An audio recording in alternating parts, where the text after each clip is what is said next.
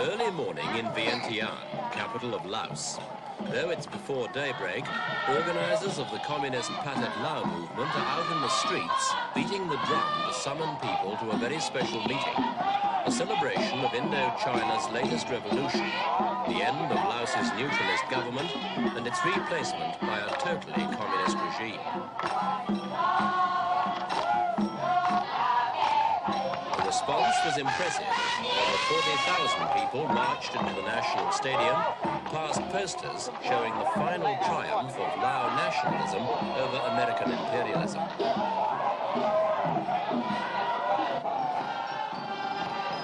As the crowd waited for the revolution's leaders to arrive, they sang patriotic songs, led on by Pathet Lao officials.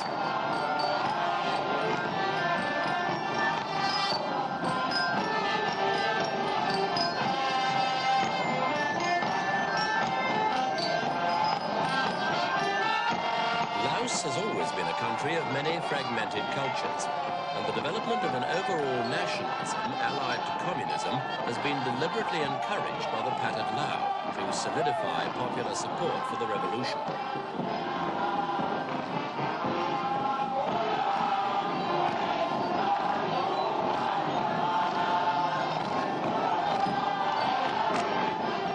When the new rulers eventually made their appearance, the crowd was treated to a discourse by Phumi Vongvichit, foreign minister in the old government and vice premier in the new. He and a succession of speakers all referred to this moment of destiny in Laos's history.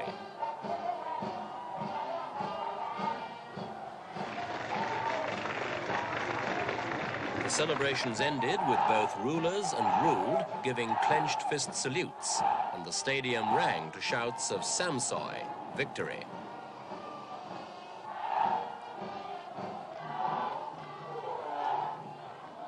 The new regime means not only a change of government, but an entirely new state. King Savang Vatthana, titular head of the Kingdom of Laos for the last 16 years, abdicated, so bringing to an end a monarchy stretching back over 6 centuries.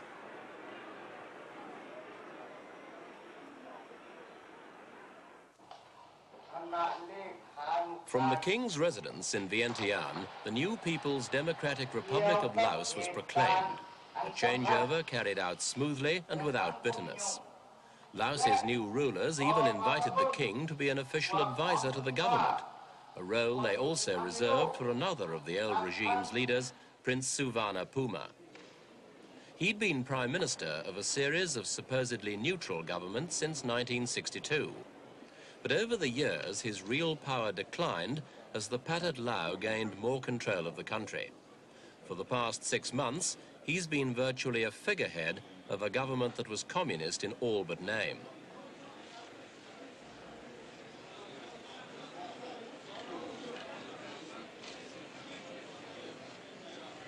Suvarna Phuma's power has in fact been transferred to his half-brother, Prince Suphanuvong, who's been the most prominent Pathet Lao leader during the last 20 years. He's now become president of the new republic. The new prime minister is Kason Pomivan, general secretary of the Lao People's Party. He's half Vietnamese and has close links with Hanoi, and it's generally believed he'll have more influence than the new president on the future course of events. For the time being, though, both new rulers and old leaders seem to be on the best of terms.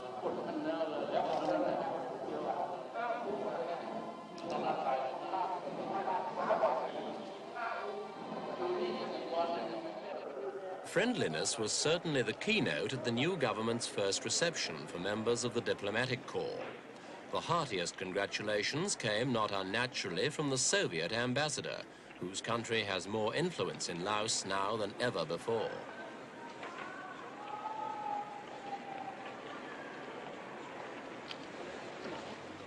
America's chargé d'affaires was also there and seemed to accept philosophically that Pathet Lao rule in Vientiane had become inevitable after developments earlier this year in the rest of Southeast Asia.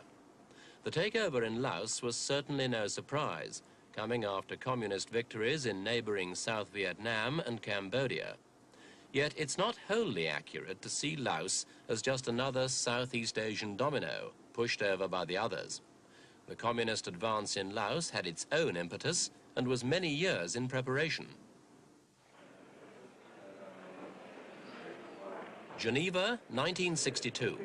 14 nations sign a treaty that's supposed to guarantee the peace and neutrality of the tiny kingdom after 8 years of civil war following the French withdrawal from Indochina. The conference drew up elaborate plans, including an international control commission to see they were carried out. Though the commission met a few times, it never established any effective control. The agreement remained a dead letter. The fighting in Laos continued.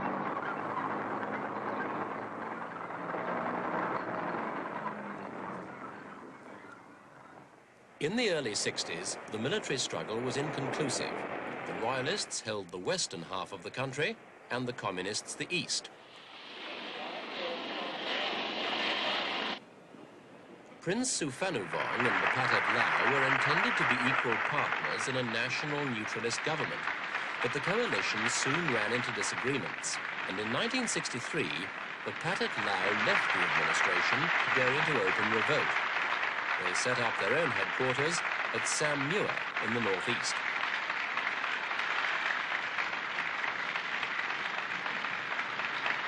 Much of the early fighting took place on the plain of Jars, a relatively flat area in the north, which got its name from hundreds of ancient stone jars that were scattered across it. The jars were over 2,000 years old and were used to store grain, evidence of the peaceful and prosperous life the plain once enjoyed. But in the 1960s, most of them bore the scars of modern war.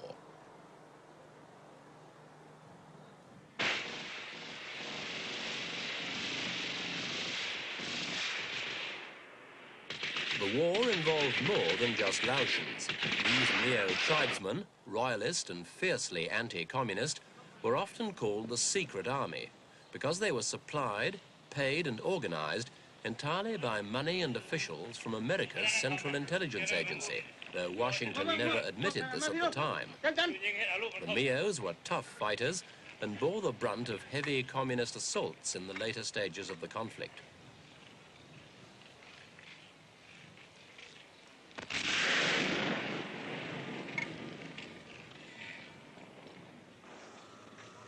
The Laotian communists didn't fight alone either. Most of their hardware came from Moscow, and North Vietnam also supplied 50,000 of its own troops at the height of the war.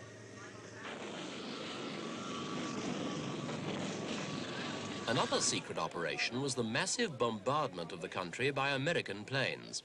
From bases in Thailand, huge B-52s flew up to 300 sorties a day against suspected communist positions. With an elusive enemy hidden by miles of jungle, it was impossible to bomb accurately. Many innocent villagers were undoubtedly killed or made homeless by the raids.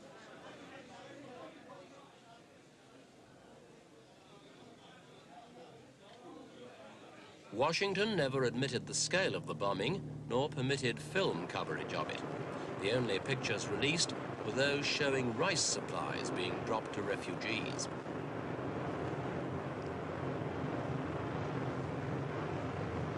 Early in 1973, with America's withdrawal from Vietnam complete, another agreement was reached over the future of Laos. By now, the Pathet Lao controlled much more territory, and they agreed to come back into the government as equal partners in a neutralist government. The new cabinet was finally announced in April 1974. Prince Suphanuvong didn't take a ministerial post. Instead, he became head of a national political council, whose job was to frame a new constitution.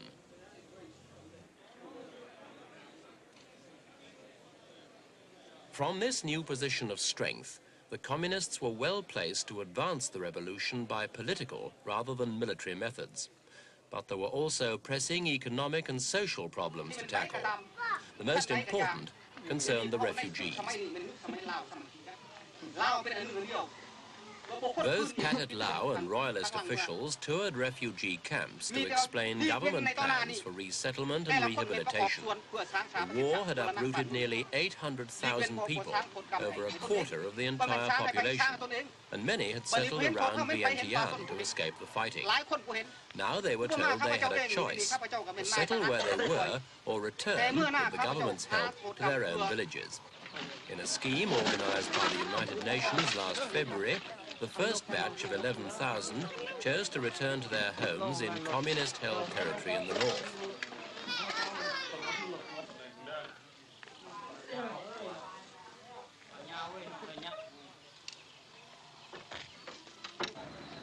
For many who made the trip, the move meant a reunion with relatives and friends they'd not seen for 10 years or more.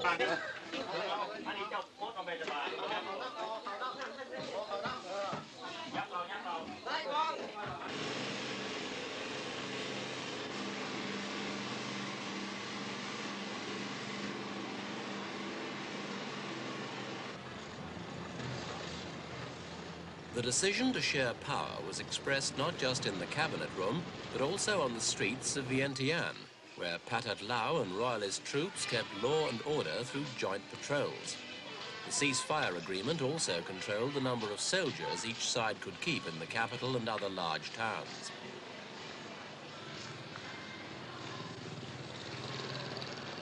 But what's agreed in Laos is rarely what's carried out, and sporadic outbursts of fighting continued to disturb the general peace. The Mio tribesmen especially weren't happy with the ceasefire and tried to improve their position. But they found little support from other royalist troops, some of whom refused to obey their officers and declared themselves allies of the Pathet Lao.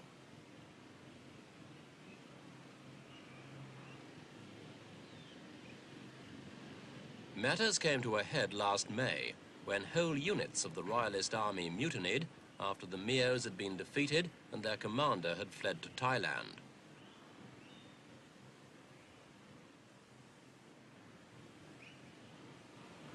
In Vientiane, Pathet Lao students demonstrated against right-wing elements and forced the resignation of all 5 royalist ministers.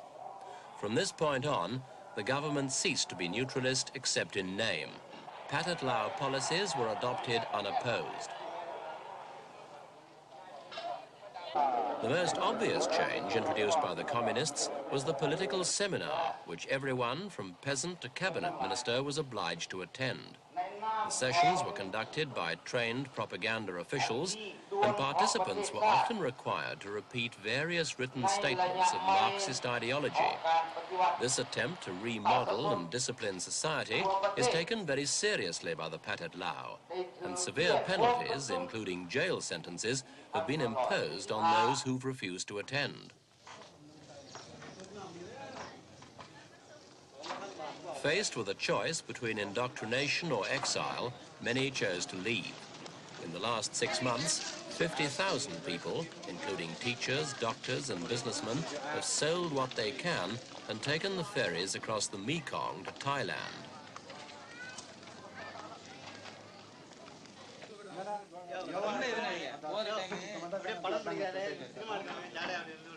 These professional people may be able to find a secure future in Thailand, but there are already 30,000 refugees from Laos living in camps across the Mekong, many of them Mio tribesmen who've no skills and who depend on welfare from the Thai government.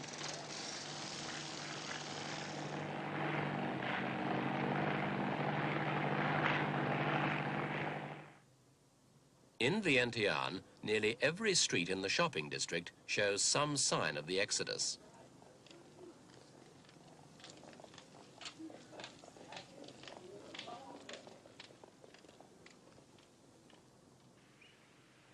Meanwhile, the emergence of the new regime in Laos has created tensions along the Mekong, which forms the border with Thailand for much of its length.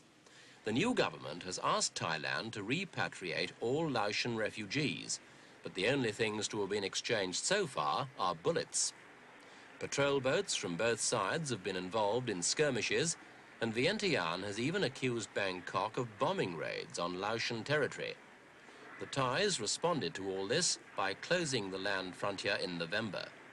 Since 85% of all Laos's fuel and food comes from or through Thailand, this has had a serious effect on the economy. Many garages have closed down, and taxi drivers are out of business, at least for the moment. And in the marketplace, food has become very scarce.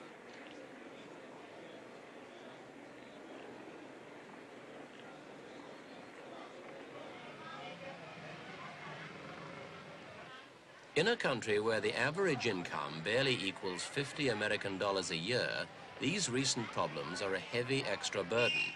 Inflation, which was 60% a year during the war, is now running at 70%.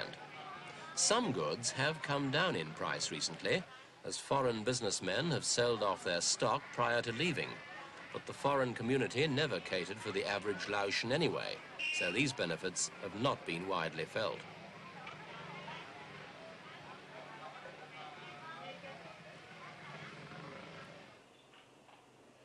The abolition of the monarchy and the official communist takeover has been received calmly, but with a few mixed feelings. The suddenness of the move and the feeling of general uncertainty about the future has cast an air of uneasiness over Vientiane, normally a relaxed and informal city. But the new regime has refrained from any ruthless demonstrations of power, such as the executions that happened in Cambodia. The American embassy is still open here, the only one in Indochina, though its staff numbers only 22, compared with the 1,200 who were here a year ago.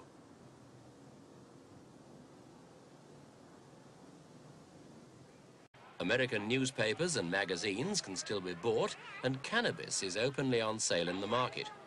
Vientiane still retains its attraction for young Western hippies, and despite a desire for discipline, the government hasn't yet moved against them.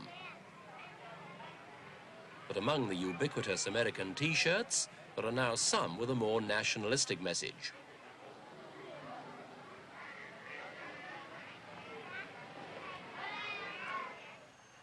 America was to have played a vital role in the reconstruction of Laos, but the aid program has now been cancelled. In his last interview before he resigned, Prince Suvarnabhumi expressed his dissatisfaction with this state of affairs.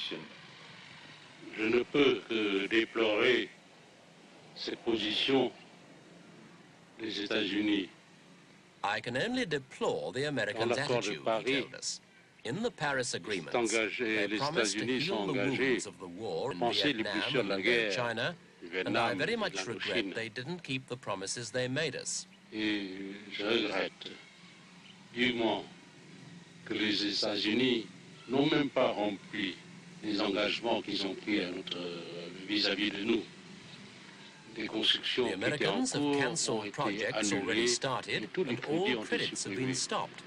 I find that very mean of a great power. Laos is now receiving substantial aid from China and from the Soviet Union. What role do these two countries play in Laos? Nous demandons des amitiés à la Chine et à l'Union soviétique. We want friendship with both China and the Soviet Union. We can't allow ourselves to get involved in any quarrel between great powers. What we want is for them to protect Laos and preserve its neutral status, as they agreed to do in Geneva in 1962.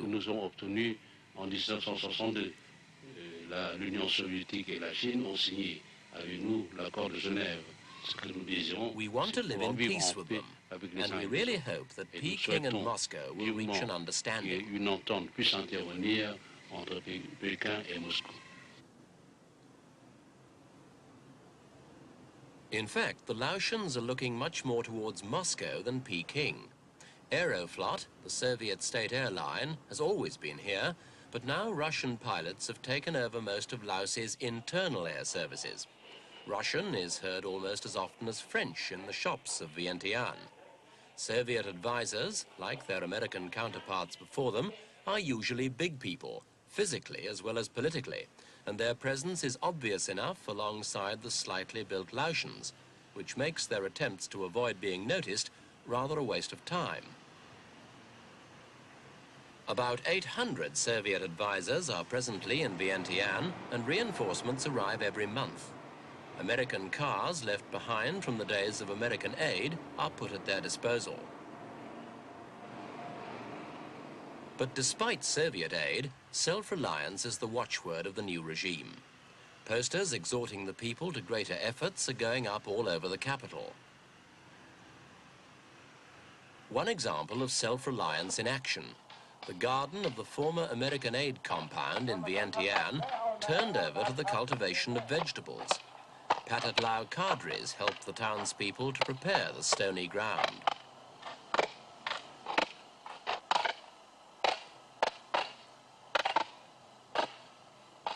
It's a similar story in the countryside, although the economy here is so primitive it's hardly been affected by the events of the last 6 months. In fact, the self-help philosophy has received a tremendous boost from Thailand's action in closing the border. The government on its own could never have demonstrated so convincingly that Laos needs to be economically independent, so the closure has consolidated popular support for the revolution.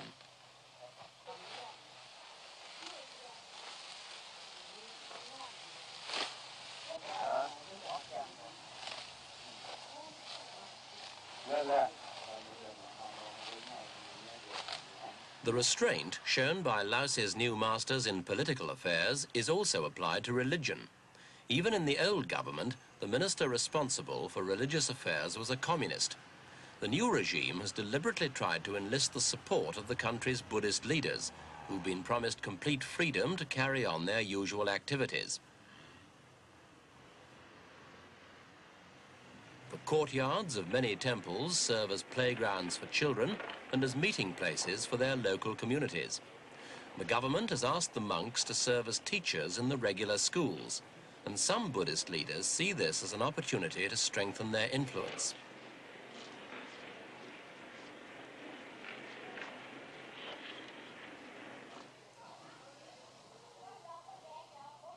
The monks are also being encouraged to grow their own vegetables as part of the national self-help program, and a whole series of small allotments have blossomed along the banks of the Mekong. It's a shrewd move by the Pathet Lao because it identifies the country's religious leaders with the government's national aims, and so bolsters the communists' authority.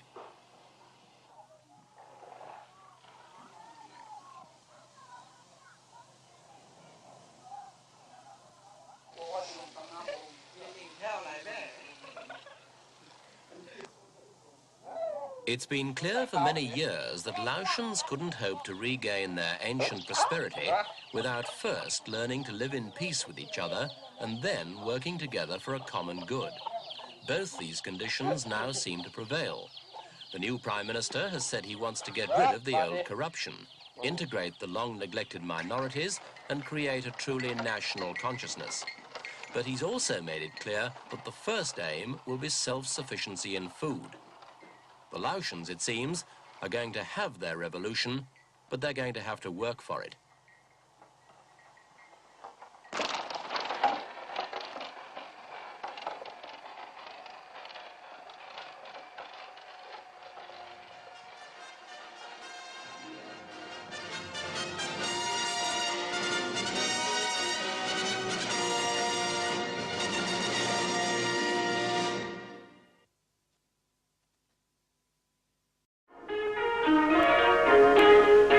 Strategically located in the heart of Southeast Asia, the landlocked Kingdom of Laos is slightly larger than Idaho. It is a primitive land. Barely 15% of its 3 million people can read or write, and many Laotians in remote regions still believe the world is flat. Life is hard and short, with an expectancy of but 30 to 40 years. Women work and weave, live and labor in huts and hamlets where time has seemingly stood still for decades, generations, centuries. Struggling for existence and survival, the average Laotian's per capita income is less than $70 a year. Only the cities reflect the events and influence of the 20th century, and even here, much of the past is retained and remembered.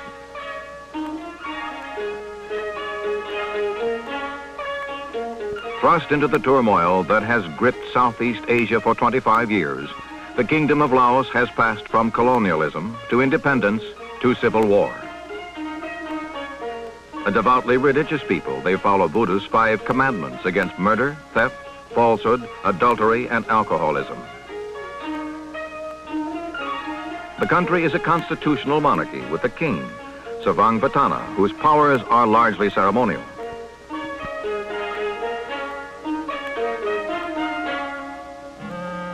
Limited independence came to Laos in 1949, after 56 years as a French protectorate and a brief occupation by Japanese forces in World War II.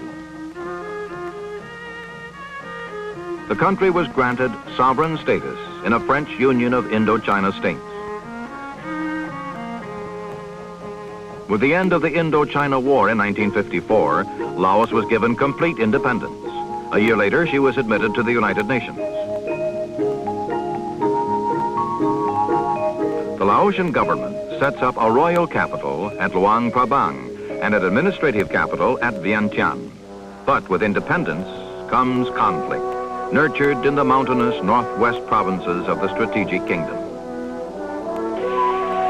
Under Prince Souphanophone, a communist movement is formed to challenge the government in Vientiane. The rebels call themselves the Pathet Lao, meaning land of Lao, and they are supported and supplied by communist sympathizers in North Vietnam. There are, through the infant years of Laotian independence, attempts to integrate the Pathet Lao into the central government and its armed forces.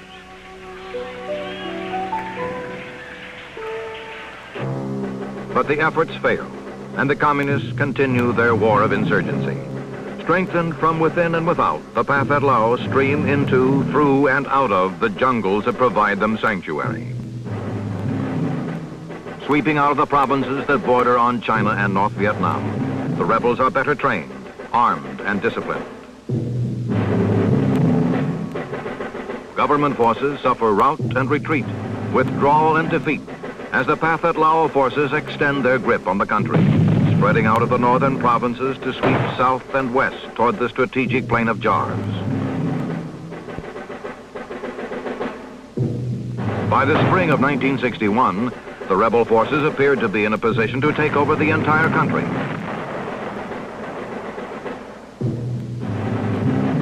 This map illustrates the expansion of the Pathet Lao in the 7 years following the end of the war in Indochina.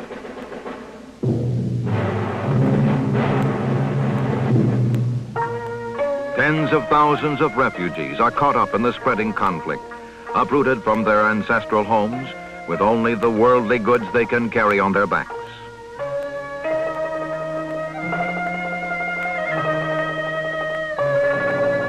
As the crisis worsens, an American president makes a fateful statement on Laos.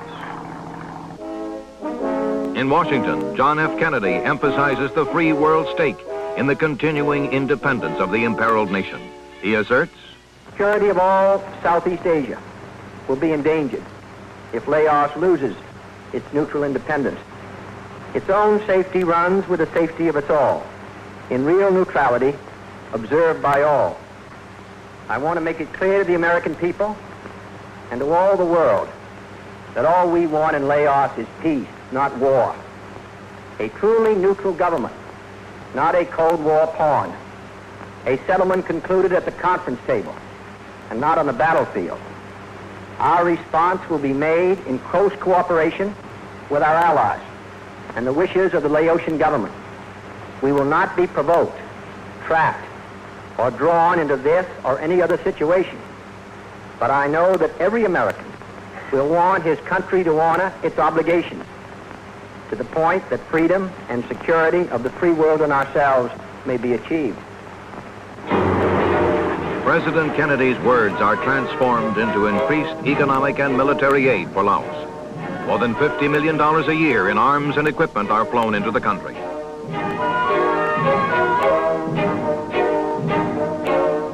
American military advisors are provided to train and instruct the Royal Laotian troops in the use of U.S. military equipment. But no American combat troops are sent into the country.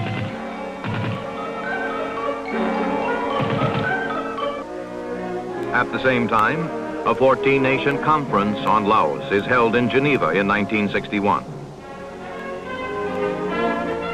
After more than a year of difficult negotiations, agreements are signed in July 1962, providing international guarantees for the independence and neutral status of Laos. Secretary of State Rusk signs the Treaty for America, and Foreign Minister Andrei Gromyko initials the historic pact for the Soviet Union. Within Laos, the three principal political leaders meet to form a coalition government. Prince Suvannavong leads the Communist Pathet Lao faction.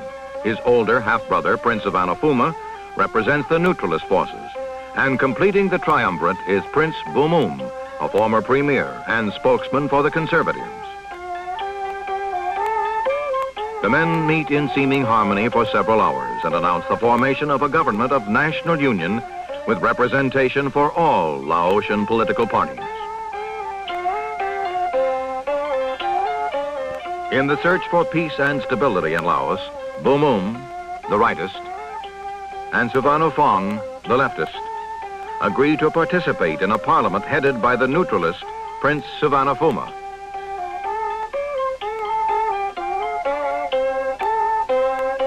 But within a year, the agreement breaks down. Suvannavong continues as premier, but the Pathet Lao representatives withdraw from the coalition government in Vientiane.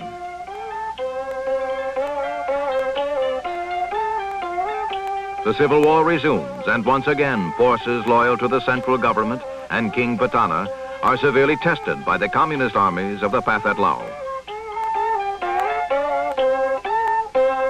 America continues her military and economic assistance. In addition, U.S. planes bomb the Ho Chi Minh Trail that runs through Laos and is used by North Vietnam as a supply and infiltration route into South Vietnam. Years pass and the civil war goes on. The country is divided politically between the communist-supported Pathet Lao and the Western-supported neutralist rightist coalition. The communists control the eastern half of the country, including the vitally important Ho Chi Minh Trail. The government rules the nation's western half, with most of the rice land and the cities. Early in 1970, the Pathet Lao forces mount a new attack on the plain of Jars and overrun the strategic gateway to the country's major roadways. Casualties are heavy as the government forces once again are put to rout. The crisis raises new concerns over America's commitment to the defense of Laos as a neutral nation. Government leaders report a continuing buildup of North Vietnamese troops in Laos. By spring of 1970, the figure is said to have reached 67,000. Without aid from the free world, Laos cannot continue to survive as a neutral and independent nation.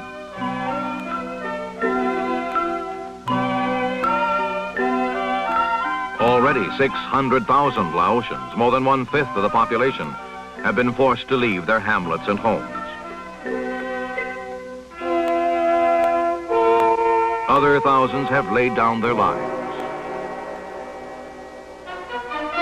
In an official statement spelling out American policy on Laos, President Nixon confirms that the United States has stepped up its combat air support in Laos and increased its military assistance to the government of Premier Suvannavong. But the president emphasizes America has no plans for introducing ground combat forces into Laos. At the same time, he appeals to Russia and Great Britain to initiate diplomatic moves to end the war. Prince Suvannavong responds with a proposal that peace talks begin after the United States has halted its bombing raids on the Ho Chi Minh Trail.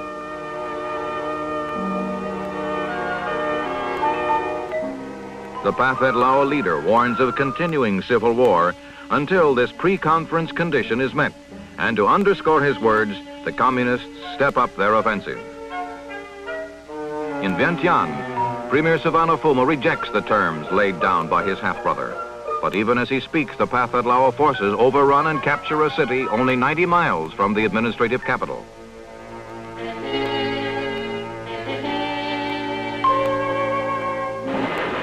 Pledging an all-out fight to defend and preserve his country's independence and neutrality, Suvarnabhuma orders reinforcements into battle, and within a week the city is recaptured. The fighting has taken its toll on the city, just as the Civil War has taken its toll on the country. A battle has been won, but other battles remain. And always there is the concern as to how far the supporters of the path at Lao will go to advance their cause, and how firmly the allies of Laos will respond to ensure its existence as a free and neutral country.